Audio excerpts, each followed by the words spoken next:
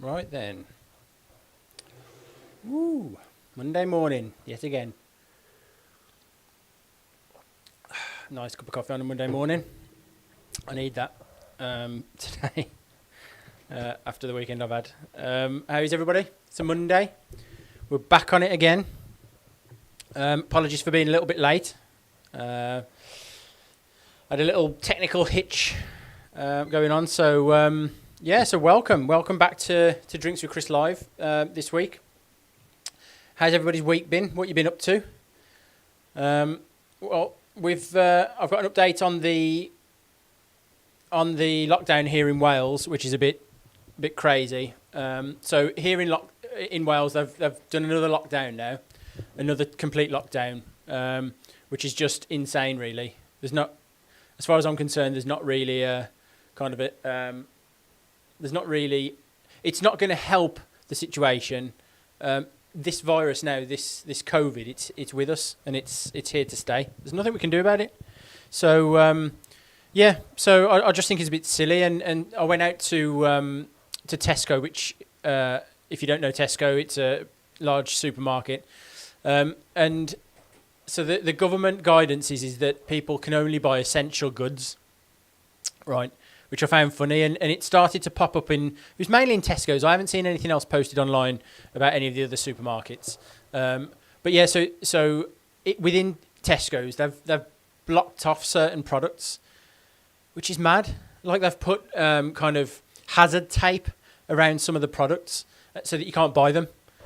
But what made me laugh was, so I went in there yesterday with my daughter, and on the magazines and books section, they've blocked off books as non-essential, but they've left the magazines next to them untouched. You can buy magazines, but you just can't buy a book.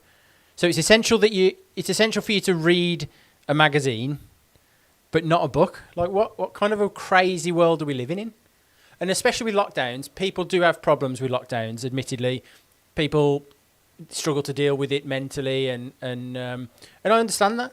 So why, don't take the books off them? It's so silly. Just leave people to live their lives. That's the takeaway. That's the key. And so there was the other things were household items, a kettle. So your kettles, for example, your microwaves, that was all blocked off. But yet the Halloween stuff wasn't. So Halloween stuff is classed as essential, but the microwaves to cook your food and the kettle to boil water isn't. Like, Tesco, what are you doing? So I tried to figure out, so why are they choosing certain items? And apparently the government had given the guidance, and then Tesco had chosen what was essential and what wasn't. And when you look at it and decide what the crazy kind of line is, it's to do with what's going to go out of date and what's not going to go out of date. So the books versus the magazines is because magazines have a monthly edition. So if they don't sell them, that's lost money. So money's king. It's nothing to do with coronavirus or anything else. It's just for the supermarket. It's just to do with showing that they're kind of complying with what the government's asked them to do. It's really silly. Really, really silly. Have you got yourself a nice cuppa? Hope you have. Mine's delicious. I'm just going to adjust the light a little bit, because I think I'm a bit whiter than normal. Like, I'm whiter than most people anyway. So I think I'm just a bit whiter than normal. But yeah. So what have I been? I mean, this weekend has just been. Like I say, it's just been a bit weird being back on lockdown. So I took the opportunity to build myself a wall backdrop. So I was really happy with that. So this is kind of my new studio. I'm going to be building this now, moving forward. I hope you like it. Looks very real, doesn't it? It looks like a little lizard could be coming out of this anywhere. But it's just wallpaper. So. But yeah, so if you've got any suggestions, I'm going to be putting up some decor, some lighting, trying to just kind of jazz it up a little bit, make it look a bit better. So if you've got any suggestions, drop them in the comments for me. And I'd much appreciate that, especially people who know what they're doing. That would be a bonus. So what's going on? Like, what's going on where you live? Are you cool? Are you, like, how are you feeling? Is COVID getting to you? Are you struggling? Are you struggling with it? I'm not struggling with it. I'm not struggling as in it's getting me down or anything like that. But it's frustrating me that it still doesn't seem to be there doesn't seem to be anything extreme that warrants the extreme response that we're kind of seeing. So I saw an article in the Daily Mail yesterday, but admittedly it was posted on Twitter as a picture. So validity of it, I don't know. I need to check that out. But it just struck me. The headline was, "Has COVID killed influenza?" And what it said was that influenza flu deaths and flu infections are down 98% on your normal year average or whatever it is. 98%. So like the kind of, they were implying that COVID has come in and then killed flu. I mean, you know what that really means, don't you? Everybody does. But it's just insane that we're living under this I don't know, just some mad times with a lot of people in power who want to just grab more power. It's not right, and they're also being helped, and this kind of leads into what I'm gonna talk about today. But this has also been facilitated by big tech, by the social media companies, and it's gross, really. I mean, like what they're doing to normal people who could live a normal life is just insane. Like I had and I'm gonna quickly find it. I had I posted a picture and with a quote, and it was the quote was interesting. If I can find it, yeah. So I forgot what the comedian's name is, but anyway, he said some poor phoneless fool is probably sitting next to a waterfall somewhere, totally unaware of how angry and scared he's supposed to be. That's true, man. Like, when I was growing up and there was no internet and there was no social media, and people were happier because they weren't fed stories. Look, true or not, they weren't fed stories, so they weren't they weren't panicked and scared into just living a miserable life as we are at the moment. It's really not. It's really sad, isn't it? But I mean, these companies do now have a control over our lives. The phone companies, Facebook, Twitter, YouTube, they've got a hold over us. And like me, I could drop all of my stuff. I could drop it in a second if it meant me going and living, because for me that's the perfect life. If it meant me going and living in a really remote place with a kind of a tribal community, then I could drop everything. But living inside our society, where there's a lot of entertaining news going on, there's a lot of arguments, there's a lot of discussions, there's a lot of philosophy, there's a lot of things going on kind of in our world at the moment. And so I'd struggle if somebody said to me, put your phone down, don't use your phone ever, or I don't know, for a period of time, and don't look at social media. I'd struggle. Admittedly, I'd struggle. Whether it's following sport or it's following politics, or I'd struggle to just leave it alone. So that just shows really that I pride myself on being kind of free, and nothing controls me and nobody controls me, and I could do what I want. And okay, so you want me to stop using social media? I'll stop using social media. But I'm not. It has got a little hold as well. It has got a little hold over me, which is weird. It's weird for me. So yeah, so I mean, as I say, when I was young, there was no internet at all. So when the internet came in, it was incredible. It was a way to communicate on a mass scale with people on the other side of the planet, and it was wicked. It was really good, and it was something that kind of gave people a real an outlet and a kind of a way to express themselves more than within just their kind of their closed circle, their family, a few friends here and there. You could keep in touch with hundreds of friends that you've had from the past from school.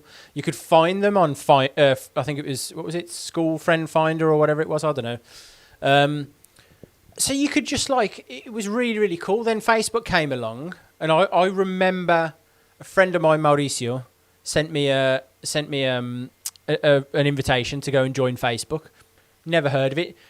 Wasn't really that bothered because I'm not a big kind of poster of photos of myself and what I'm doing and all of that. Not a big fan of that generally. But yeah, so at the start I saw it and I was like, okay, this is okay. This is interesting, and people were putting up customizing what they were doing, and it was following MySpace. MySpace was out before Facebook. And MySpace was really customizable. You could make your page it was almost like your own web page. It was really good. But then the people who didn't have knowledge of kind of code and things like that then found Facebook a lot easier. And anyway, I'm getting too much into how these how they came about and how they kind of competed with each other. I didn't want to go down that road. But basically they came in and they were real beacons of free speech as well. So the idea was people were posting what they felt. They were posting their political views. They were posting to their friends. They were tagging their friends. And each of the features that came in were great. They would kind of upgrade your experience. And one of the things that, for me, that I used to really enjoy was the ability to kind of to experience these new features and use them to expand your own influence, your own communication with large groups of people. And so at the time, I was working on a travel company for sending tourists to Colombia, and I built up a group, and I think it had got maybe I don't know if it was maybe it got up to something like 10,000 followers. What are followers now? But at the time, it was just pages and groups weren't separate; they were one thing, and so all people would interact on as you would in a group, so they could all post. But it was just a lot freer. People would post, and so if the latest post would appear on the page, the latest one, so you would see kind of a proper timeline. And additionally, I could reach out at that time. I could reach out to. If I wanted to, I could reach out to people, and I could send a message to 10,000 people, and 10,000 people would get an email notification that I'd sent them a private message. So it was so powerful. It was a really cool thing that you could do that. And for business, it changed everything. It was people were opening up their kind of you were touching people, and that was it, and you were able to get to them, and then they were able to respond to you, in huge numbers. So anyway, Facebook did away with that because they realised the potential of the advertising revenue that they could make. But then it started to become kind of social media. Then started to become about the Benjamins, about the money, because then it was a case of. Slowly, the page. I remember the day that I've received a message from Facebook saying, "Do you want to keep your page?" You've either got to choose for it to be a page or a group, because those are going to be separate things, or we're going to archive it. So I just decided. I was like, "Do you know what? Just archive it, because this isn't what I'm here for. I'm not here to service you. You're here to offer me a service." And that, at the end of the day, that's what social media is, and that's where they're getting it wrong now. social media, whether it's Facebook, Twitter, YouTube, whatever, they've kind of slid onto the side of believing that the people are there for them, for their gain, and it's not.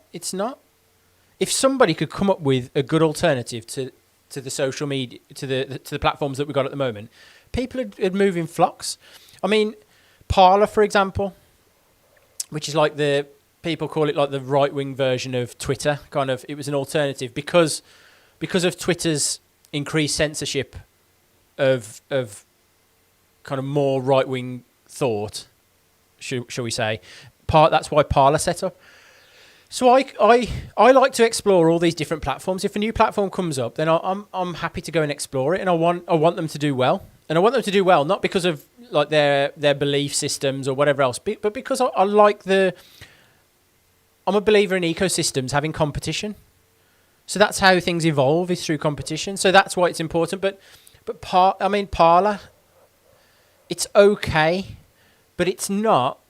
What should have happened is, with all the publicity it had, with all the drive it had to move so many, I mean, it moved tons of users over from Twitter to Parler. With that, it should have been developing day after day after day after day. Its features, it's making things better, making the experience better for the users, and it hasn't. So it stayed exactly the same, and like I'm pretty disappointed with it, because it's not as user friendly or as interesting as Twitter for features and for how things work and for this and that. And so, I mean, even Twitter's still innovating. Recently I've noticed that they've put up an audio. You can post an audio post, I guess. So I saw Cardi B. That's where I'd seen it originally, but it's there for everybody now. And you can post. You can record an audio message and post that rather than text or whatever.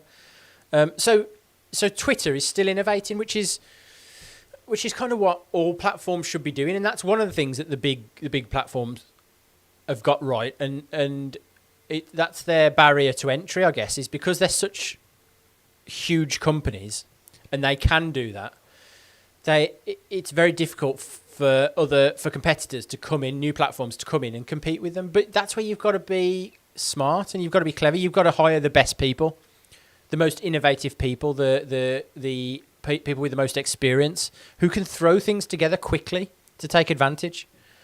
And I just think that it's their size. So, for example, if you do have the smartest, brightest people come forward on Twitter, on Parler, or on BitChute, or on any of these competing platforms, then Twitter or Facebook or whoever else will hoover those best people up. Oh, come and work for us. You come and work for us. You're very, very good at what you do. Come and work for us. And then these so you need somebody who's visionary as well, who can say, okay, whatever this competitor platform is, we're gonna go in and we're gonna attack. We're gonna go in there like guerrilla, kind of a guerrilla militia, and we're gonna attack Facebook. We're gonna attack Twitter, and we're gonna be better than them, because we're gonna fight every day, and we're gonna have that kind of mentality of But it's not, though. It's just kind of, okay, we've created this new platform, this new technology. I'll work on it today. I've got something to do tonight, so I'm not going.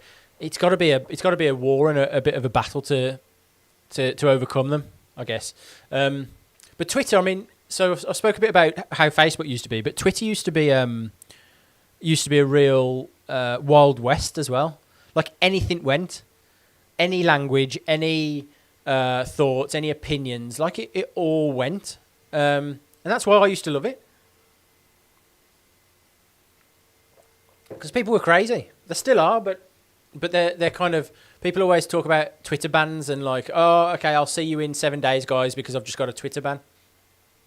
And so people can't go and express themselves. And like I always say, the issue with censoring what people say is you don't know who they are, what their real thoughts are.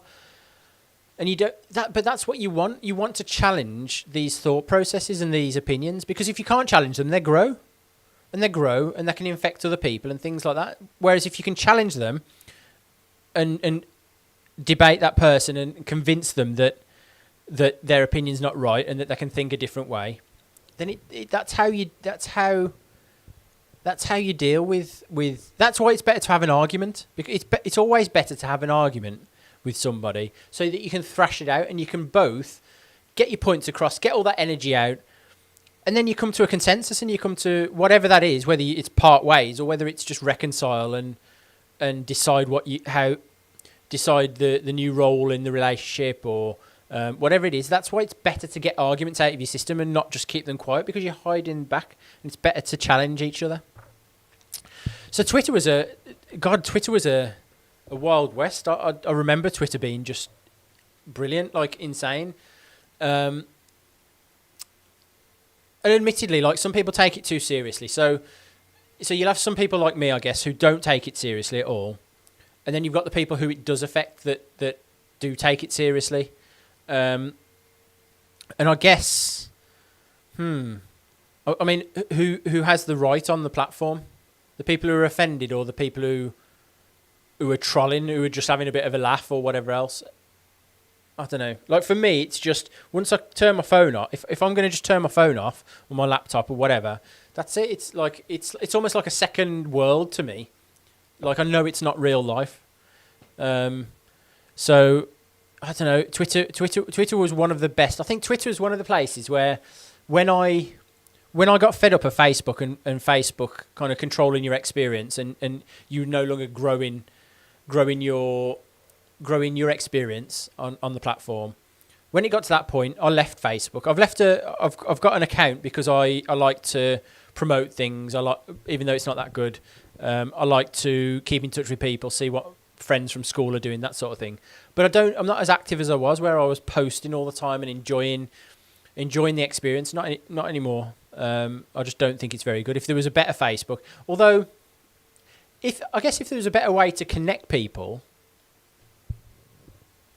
I don't think people would need Facebook as a social media anymore if you'd got a better way to connect people and stay in touch with their lives. I don't know. But anyway, so when I left Facebook as an active user, I went over. That's when I went over to Twitter, and then I was like, okay, I've found a place now again where you can really kind of have a bit of fun and talk to people and have a laugh and do all of these things, like have arguments with people and, I don't know, even interact with celebrities on occasion. They'll reply to you. Yeah, it was like really, really good. So it's disappointing to see where Twitter's gone now. Because everything seems to have changed. It's I don't know. I mean, first of all, I want to know what your memories of kind of the golden age of social media were. Like, what do you remember? I'd love to know if you're listening now or if you're watching. Please put in the comments and kind of let me know what you think of the golden age. Like, what was your favourite part of the olden days of when Facebook first started? MySpace, maybe. I mean, the fact of on MySpace, loads of people used to have a song that would start when you went to their page, and I still remember some of them. It was really annoying. So you go to some people's page and then you get, like, I don't know, whatever it was. I can't remember what it was back in the day, but I don't know. The one I can remember, and I just hope it doesn't kind of embarrass them. I'm not going to say the name, but they had like Snow Patrol. One of my friends had Snow Patrol as like this, the song that started when you went to their page, and it was just like, oh my god, this is sickening. I don't know why.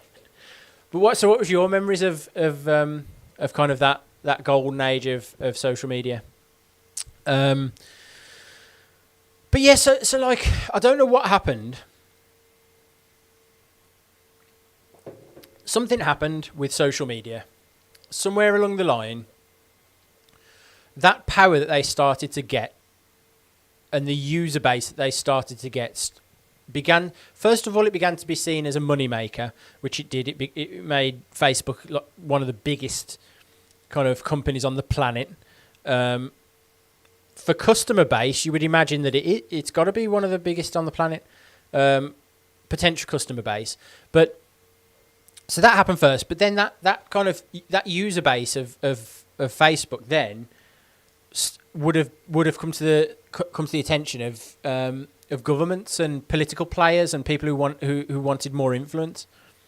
And so what people don't realise is that there are people in the world, organisations and governments, who are experts at infiltrating other organisations, infecting other organisations. So it may be on a government level. So it might be that there are certain states in the world that are able to influence directly other country policy.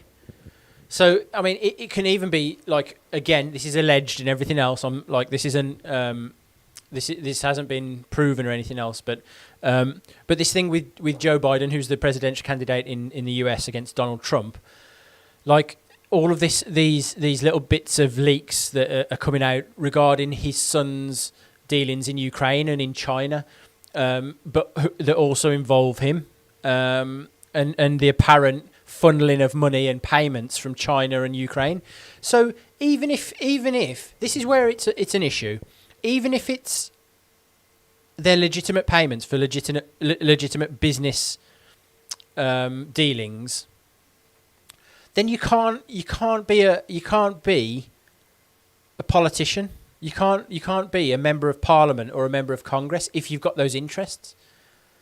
Because once they've got you with the carrot, and they're like, there you go, putting money in your pocket, that's dodgy as it comes. It's dodgy because they think, okay, so I've just given you £100,000 for helping us, or for speaking at our conference, or for, I don't know, Jeremy Corbyn speaking for organisations in the Middle East and things like that. He wouldn't have done that for free.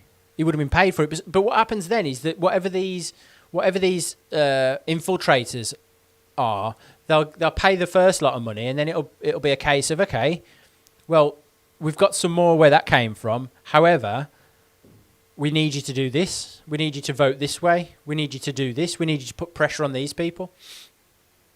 And that's where it becomes like, that's where at that level it becomes kind of it becomes dodgy. And so with that much, with the influence that Facebook and Twitter have got, and YouTube, Instagram to a lesser extent, that's they're prime targets. They're prime targets. If people can get to people of influence within those organisations and lean on them and help them and pay them and do all of these things, it's an easy thing. It's an easy influence. Easy. So I'm pretty sure that that's kind of what we're seeing happening now. Because it's pretty much become a propaganda tool. So, I mean, it just seems that instead of just letting people have their conversations and letting other people kind of go at them, it's more about putting out a specific message. An organisation deciding what is reliable information and what's not reliable information, and I find that troubling as well, because again, like, I've got a friend who says this: who's fact checking the fact checkers? Who's the people who are telling you it's a fact? Who's checking those people? Who are those people? And that's a worry as well. So it's not up to them to tell you what you can and can't research. That's what it comes down to. Like, give people the chance to go and find out for themselves. Don't tell them that they can't go and research it because you've told them that that's the truth. That's rubbish. It's dumb. So it just feels like it's a bit of a propaganda tool now, because and it's very obvious. It's like censoring the one side, which is the right think, and promoting left think. And then we come down to, so if that's the case, then we come down to, is that election meddling? If you're going to do that before an election, is that interfering in an election, which surely is illegal? If that's what's going on, then as far as I'm concerned, it's election meddling. So yeah, it's I don't know, and I don't know what you do about it either. I mean, it's other changes, like, for example, and the way that it seems that this propaganda is being put across is, in the past, you would have your timeline, and it would just be the latest post. Whatever the latest post was, it was always just the latest post. And I can pinpoint a moment when, on both Facebook and Twitter, there was a. It wasn't just kind of the latest things. It was, they changed it over to like highlights or to top news or whatever. And so like then the algorithm, apparently that this is what was said at the time, the algorithm was about finding what was best for you, what the algorithm thinks you will like the most. And for me, like, it's like, don't tell me what I like the most. I'll tell you what I like the most. I like to see things in chronological order. That's what I like the most. On a serious note, because I like to refresh the feed. If I've got 5 minutes and I'm sat there, I like to refresh the feed and see the latest things come in, and I like to comment on them, like them, whatever. So don't tell me what I like the most, what's hot, what's top. It's bollocks. So I know that you can change back to them now. So you can change back. So I have all of my settings on latest. That's fine. But the original change wasn't that. The only reason that they brought back chronological order was because people weren't happy that they weren't able to see everything. But even with the chronological, I don't think they show everything. Facebook doesn't show everything. So what you get is you get kind of a watered down experience, because you're not able to see the latest things that your friends have posted. But also, if they're deciding what you see because it's what you will be interested in, then what's stopping them kind of saying, okay, we're going to slip in kind of messages about presidential candidates, we're going to slip in messages against the side that we don't want to win the election. So it's a slippery slope. It really is. It's like, that's one of the reasons why I didn't want to carry on using Facebook, was because I couldn't. All I want to do is I just want to see where my friends post. If my friends posted, I can interact then. I don't want you to show me other things. And then kind of both Twitter and Facebook, especially now with this election, it started with COVID. So they started to put, if anybody posted anything, it started out with high-level people. When high-level people with lots of followers posted something about COVID that didn't fit kind of the descriptions by the World Health Organization, even though they've contradicted themselves time and again over this virus, they would put context notes. So Facebook and Twitter would put a context note about COVID. So for the accurate COVID information, please click below, and it would just be a context note below. Now, you can't tell me that anybody really knows their arse from their elbow over this COVID thing. There's nobody out there. There's not one organisation that everybody says, oh yeah, like whatever they're saying is gospel because what they're saying is correct. It's not. So how they can kind of judge people on that? And now, so what's going on now is that anybody. So it was all high level people originally, but now it's all people. So if I post something on Twitter or Facebook about COVID, and I might say, oh, it's a hoax or whatever else, I don't know. That's not my opinion. I'm just saying. Then there'll be a little note below my post saying, for accurate COVID information, please visit this. So it's pretty crazy that's happening, because people don't always know the full story. We don't. And then what was, it's telling, I think, that both Facebook and Twitter seem to be on the same page with it. Why? They used to be competing platforms. Why are they on the same page with this? Not just COVID. So the next thing I'm going to talk about is how Twitter began to censor certain information. And it started out with a few things to do with the president of the US. Whenever Trump tweeted something, they'd block. First of all, it was context notes, but then they'd block his post and say, "This may not be accurate. Please click here. Please, it may not be accurate. Please click here to to view the tweet, and I'm like, what? Like, let me see the tweet. I don't care whether it's accurate or not. If it's not accurate, then I'll use my brain to decide it's not accurate, and then I'll say what an idiot. Like you said, plenty of stuff that's dumb, that's stupid, but so has everybody. But my point is like, why? Like, don't take away my freedom to decide for myself. Like, what's wrong with you? Seriously. And I don't get, like... So the point is if you... Number one, this is the President of the United States, which is insane. Like, you're censoring the President of the United States when he wants to put a message out. That's pretty crazy. So... It's also telling, because I'm sure that if he offered them money to put messages out on social media, whether they were false or not, they'd be all over it. But so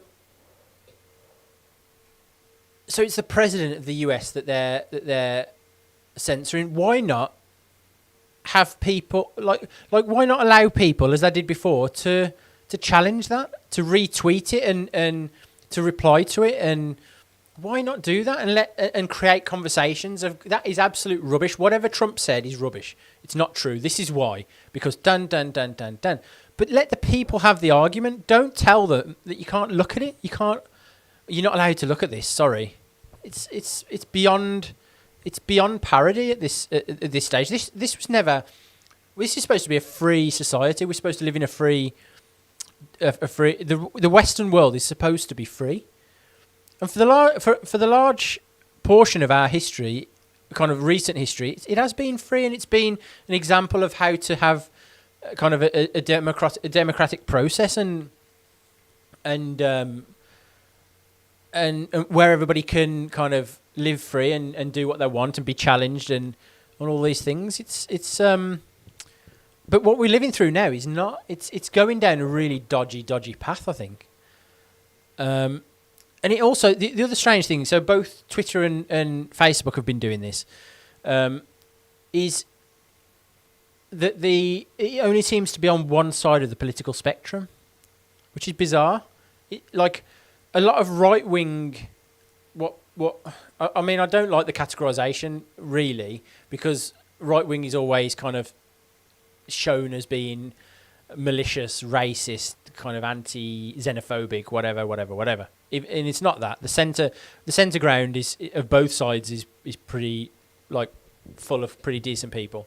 But anyway, so the kind of the right wing side is being shut down, and you can't talk about that. You can't talk about that. And the left is being allowed to say whatever they want. And a good kind of evidence of this is, like, so you've got Trump. He's the leader of the US, or the president of the US. He's been censored by Twitter, by Facebook, whatever.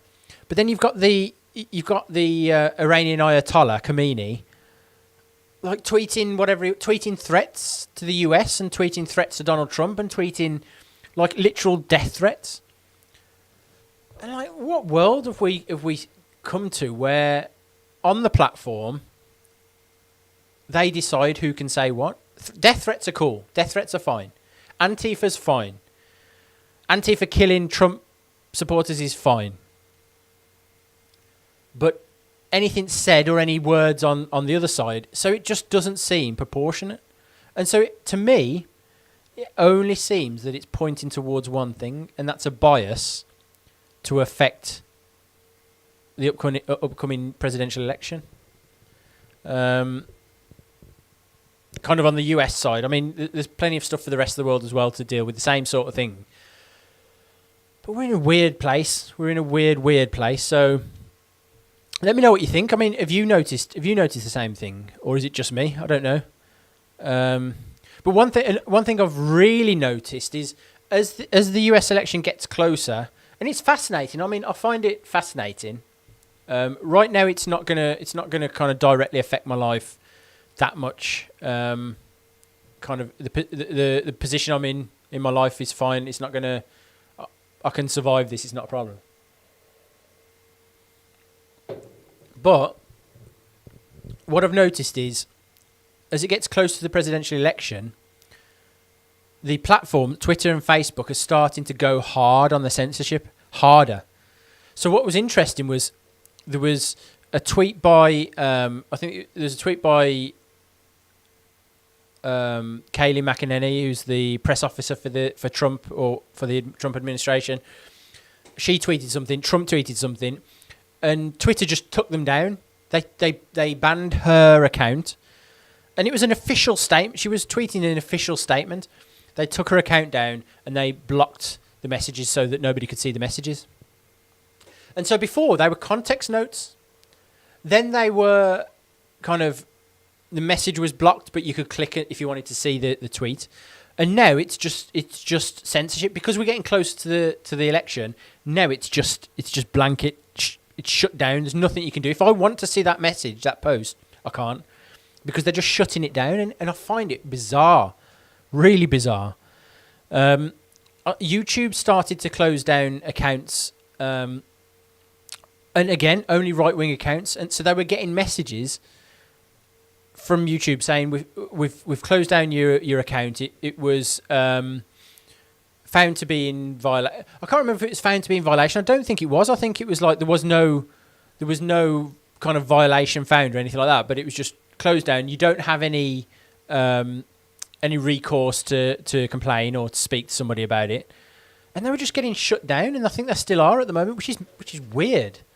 It's really weird. But again, it's like, as it's starting to ramp up to the election, to the actual election date, I think it's November the 3rd, is it?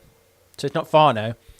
It's like these platforms are kind of, okay, we've got to stop. This has got to be what the result needs to be what we need it to be. And they've kind of they've got rid of all the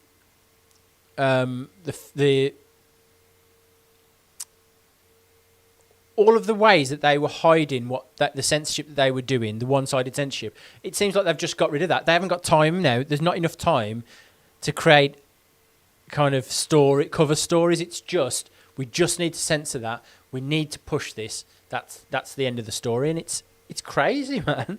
It's really crazy. So yeah. I just find, as I say, I find it fascinating more than anything else. That these platforms, and again, I do think that maybe they started out as beacons for good, and I just think that they may have been infiltrated and they're just being used now. So there was, like, just as another example, there's a very intelligent, I think he's a professor, maybe a university professor, Brett Weinstein, and this guy, like, he's just a really intelligent guy. He's similar to Jordan Peterson in that he's just very, very intelligent, and he's not. You would say he's on the right of centre, maybe in politics, but he's not. What am I trying to say? He's not a malicious character. He's not somebody who's attacking people or going out there and offending groups of people and doing all these things, kind of with the intention of doing that. All he does, in my opinion, is he's just speaking the truth. So this guy speaks the truth. He's very rational, very, very interesting. He has podcasts. So I don't know. Again, I don't know if it's because of the popularity of some of these people. Maybe they're getting too big for their boots. But yes, so his Facebook page was just taken down. And again, the message saying, unfortunately, we found that we need to take this down for whatever reason. He'd never had any violations of their terms and conditions, nothing at all until now. And they just took his Facebook page down, which had got however many hundreds of thousands, if not millions of followers. And so I kind of followed a little bit of his conversation on Twitter, that he'd contacted somebody at Facebook through Twitter, tweeted them to say, like, what the hell's going on? Like, you've taken down my account. Anyway, so she said that she'd looked into it, found that there was no violation, and apologised that it had happened. And it's like, what?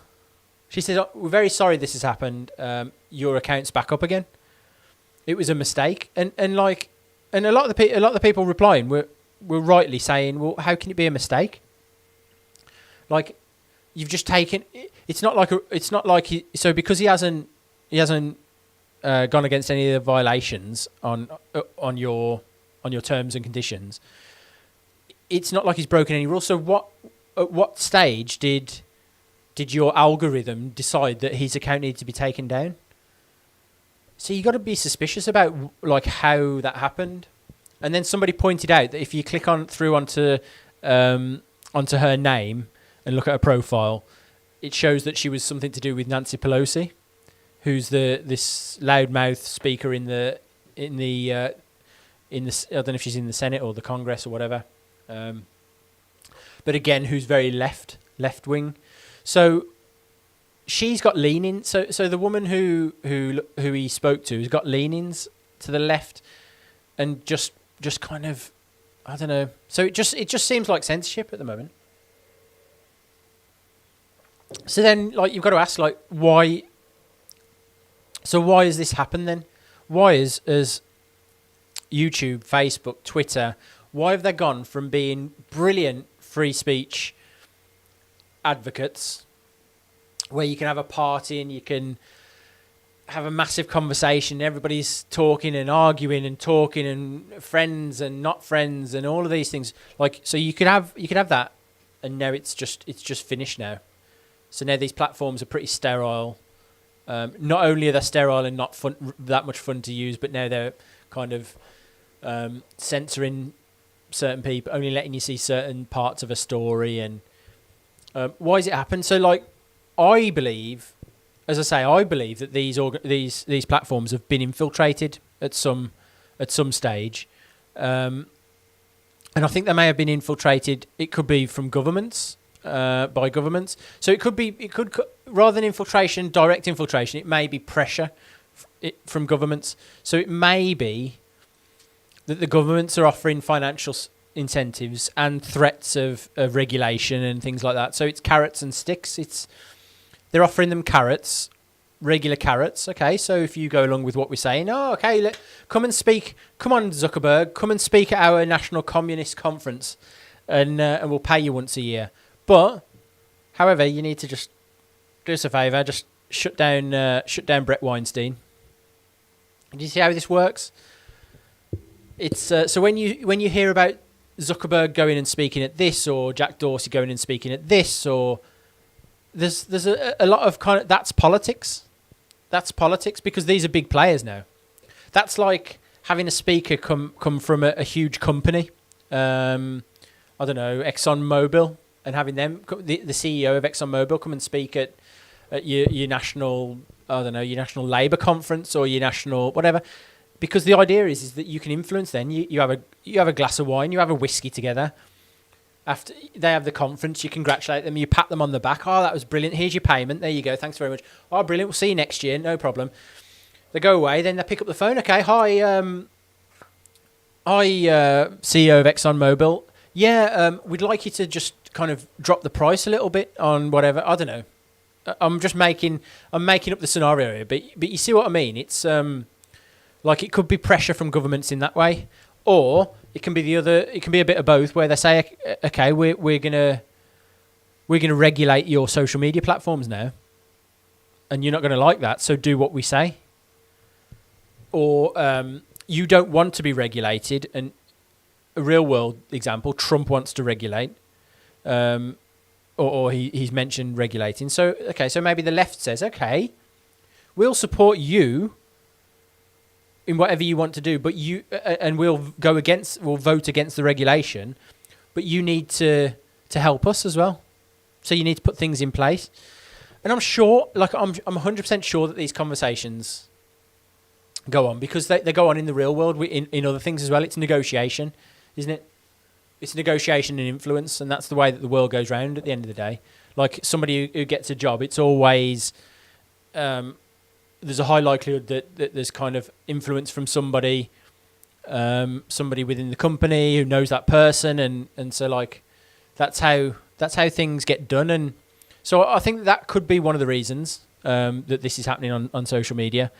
But also, like, direct infiltration as well. So people at a high level, and again, it could be governmental. So it could be that the government has planted these people within these companies, but with a political, with their political ideology. So it could be left leaning socialist kind of. That's where their mind is, and the government or people in government have put them in there.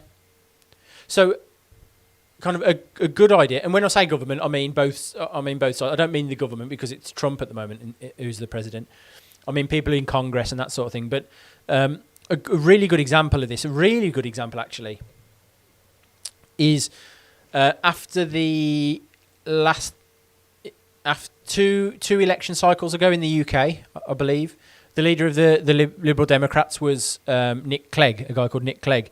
He now works at Facebook. He took up a high-paid, high-powered position in Facebook for the head of European operations or whatever else. Now, he's a politician.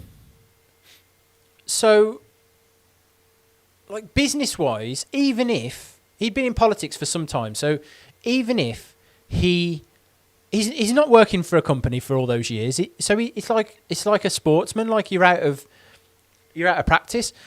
But so why would you employ somebody who's a politician, very left-leaning, super left-leaning?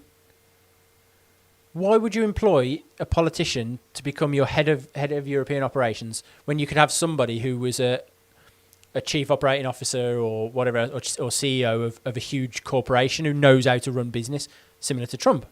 But what? So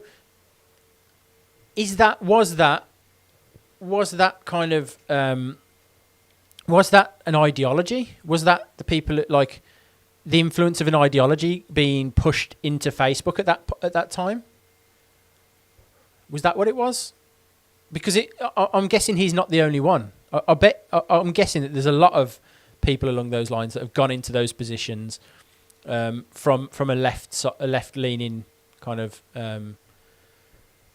position and gone into work for these social media companies. So I think maybe that's what it is, potentially. Because they like the states, and so these ideologies run through political ideologies run through societies, but also especially run at the top levels of countries, of states. So they have it's an ideology because they believe that this is the way that the system should work. This is the way that people should live. And so they know how powerful these platforms are for that, because to convince a population about an ideology, the best way to do it is to be able to convince people en masse. That's why you used to have for rallies, but for people like Hitler, or for I don't know, Nelson Mandela or Malcolm X or whoever it was who went to a rally to speak. They knew, the people who were setting that up at the time knew that it was because they could get their message across to a lot of people. So you would have it on TV. And so you'd have the people who were at the rally, they would all be convinced because they were there. Then you would have people at home who many of them would read the message and listen to the message and be convinced. So you had rallies on their own before TV, great, that people there would be convinced, a lot of people.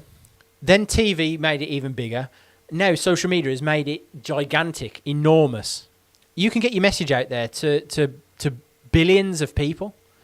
And so, the states know this, countries know, and the ideologies that are kind of used by those leaders of those countries, they know the power of social media. And so maybe that's why they've infiltrated. And then it makes you wonder, the ideologies. So these days, borders are a bit more blurred in that ideologies can cross borders.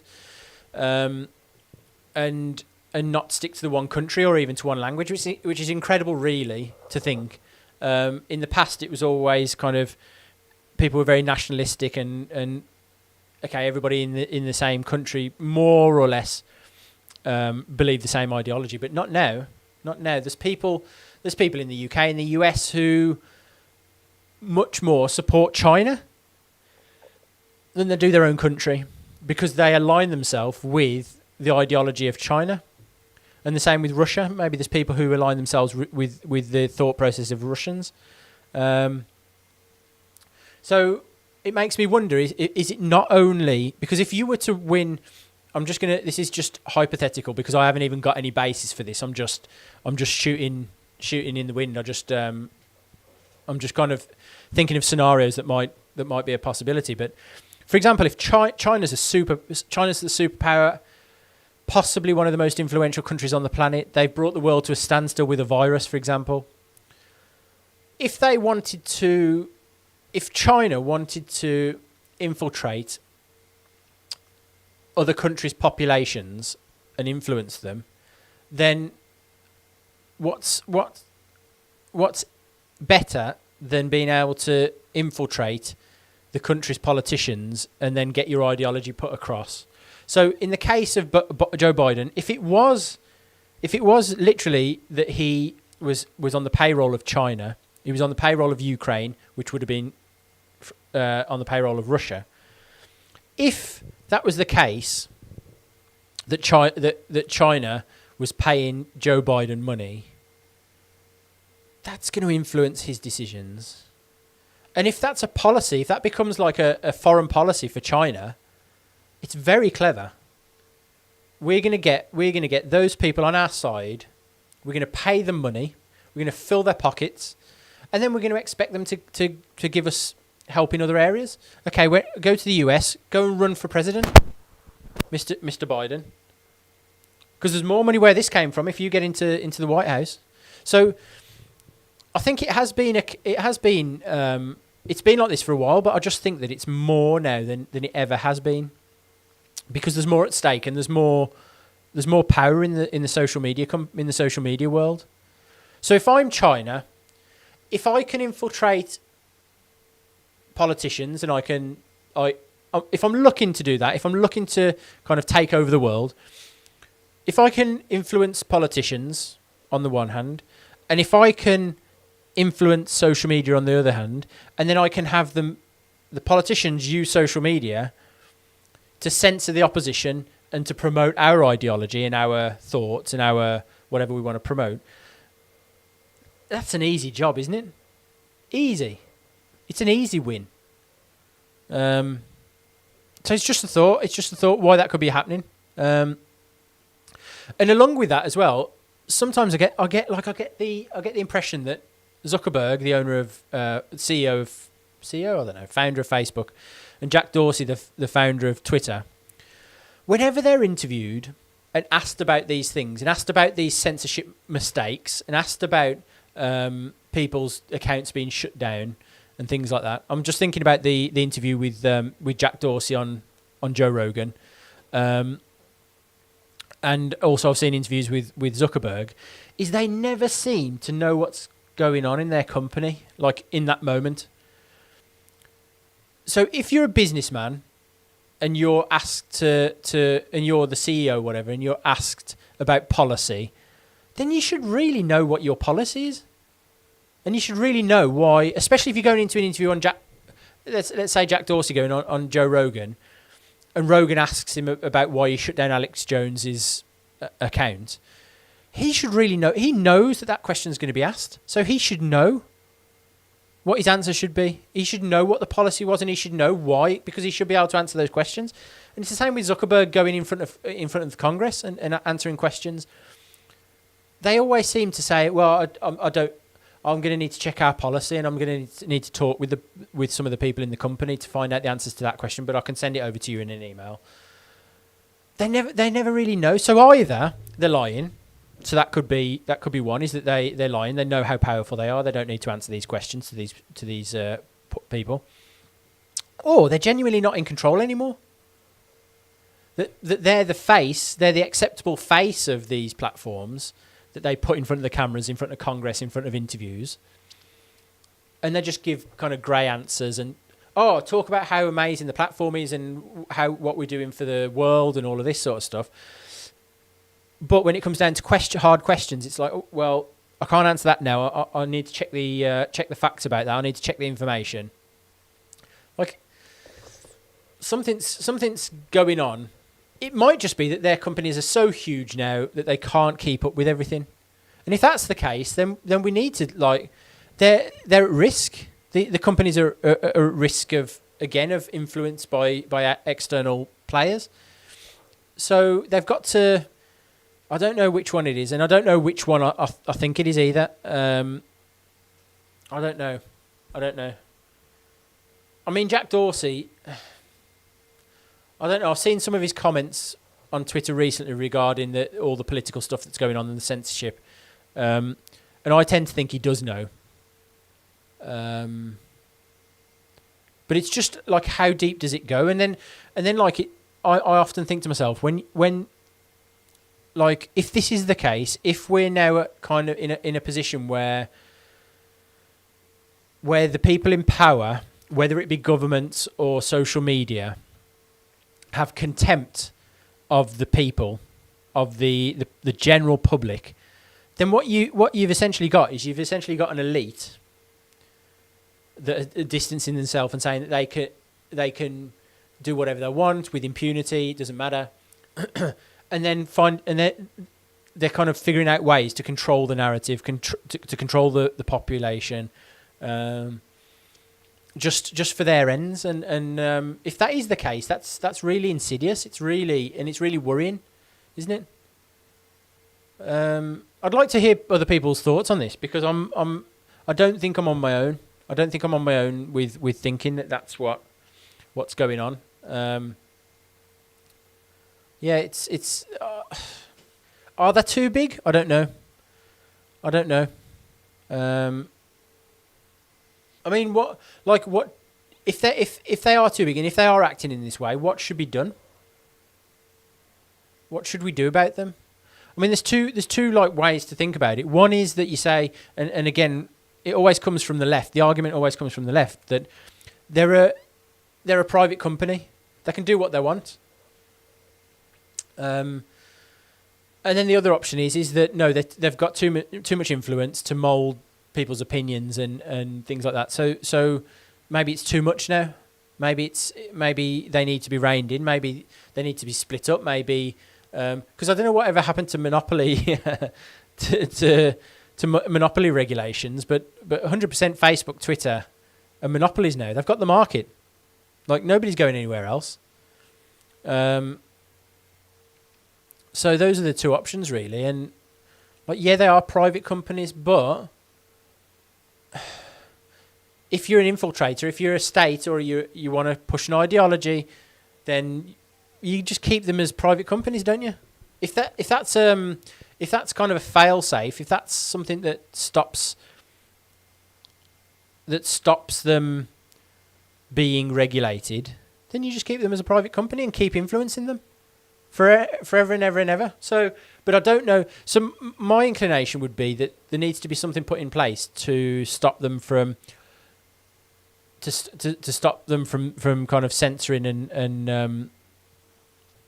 and kind of trying to influence elections one way or the other. Like, that would be my initial thought. However, if you want to keep it as the idea that it's a private company, it can do whatever it wants, I think that everything should be allowed, and that's fine. Private company, that's fine, but you can't censor. That could be a regulation. And because for me, the only things that shouldn't be allowed on social media is all your illegal things, your violence, your gore, your illegal sexual stuff. All of those things shouldn't be on social media. But the rest should go. Like insults, offence, free speech, criticism of religions, whatever it is, it should go. Trolling, it should go. All of these things should just for me, I like it. Like, I think it should be the Wild West. It should be a beacon of free speech where people can challenge. People say stupid, dumb things. People say offensive things, and then people go back at them. That's real life, and that's what should be preserved. So if that could happen, then I'd say let it go. Why? I'll tell you why. Because people aren't stupid. people aren't stupid, and that's why the social media platforms are censoring certain stories, because they need to control that narrative. Because, and this is something that that I find really interesting, is this happened with Trump and this happened with Brexit as well in the UK, is that the people who voted the opposite way, didn't want that outcome, their argument always is, well, fake news on social media, fake messages, news, this news, that news, these stories influenced the outcome. So, for example, the big red bus, whatever the bollocks that was, the big red bus on Brexit influenced everybody to vote for Brexit. Well, it didn't.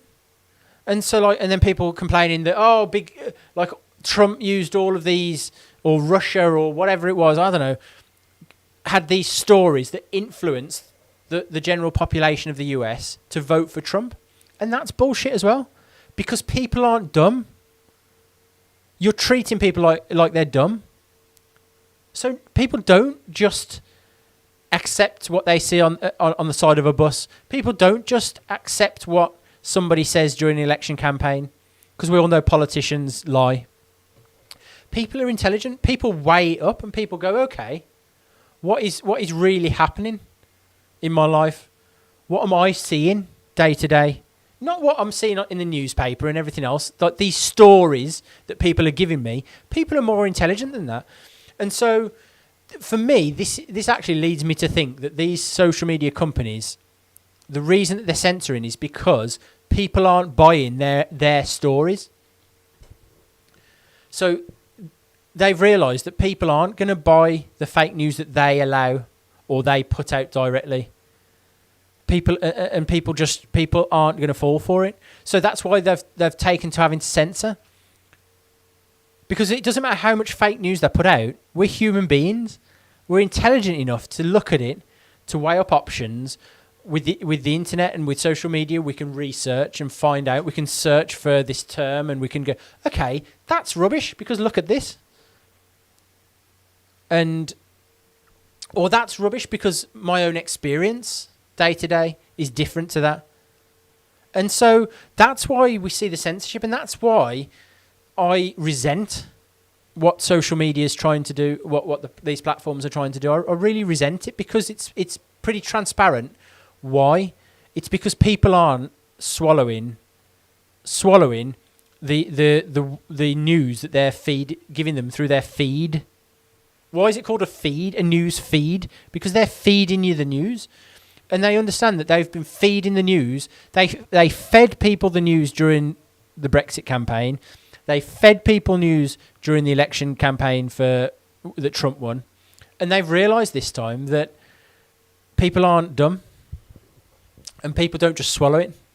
People will see it and then they'll choose something else.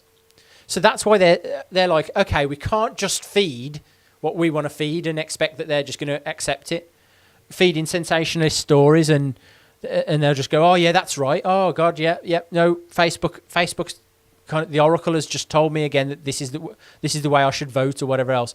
So now they've actually gone, okay, not that. So previously we allowed all stories, but we let through fake stories or stories that weren't the narrative. It's not true, but that's the narrative that we want people to believe so that we can win this vote. And people didn't swallow it. So now what we're going to do is all of these stories here that might help the other candidate or the other outcome, we're just going to censor. We're going to allow these ones through. It's insane. It's insane. People aren't Facebook, Twitter, YouTube. People aren't that stupid. So people will fact check themselves, and it's an arrogance. For me, it's an arrogance from the elite class and big tech, because big tech now kind of belongs to the elite class. It's really arrogant of them to think that people will just take the stories that they give them. And I get it. Like that's from the past where people did just swallow stories. People did just accept what was given to them and what was told to them, because that's how you control the population. You tell them a story, and they accept it. But it's just not that way anymore, and that's why it's one of the reasons why we've got so much division, to be fair, because people go and fact check, and people like this way of thinking, and other people like the opposite way of thinking, and that's why you've got kind of the division. But it's very arrogant to think that people will take whatever you give them. People won't. So what do you think? I mean, what do you think's the way forward? Do we just let it carry on? Or do these companies need to be reined in and controlled, or told that they've got to change the way that they do things? Like, what do you think? What do you think? Let me know. Put it in the comments. Send me a message. Let's see. I don't know if there's anybody on the chat now. I can see a few people in the chat, but drop me a message if a question or whatever. Just let me know. But yeah, it's just a funny one, isn't it? It's our lives. We've been oblivious to people trying to control our lives and trying to control what we think and throughout, and we've been given a tool in the internet where we can go and check anything. We can just in seconds we can just find out what the truth is, and with whatever statistics, numbers was always a good propaganda tool, because you could just make up numbers and people would never know, like, which way, whether it was true, whether it was false, whatever. People didn't know, but they do now. Like, there's no getting away from it anymore. So we've got to figure out how we move forward with this, because it's disruptive and it's divisive. I mean, that's another thing that another way that the big tech are using social media is to divide us and make us argue and fight and get angry with each other when it's not each other we need to be getting angry at. It's the people who are our overlords, really.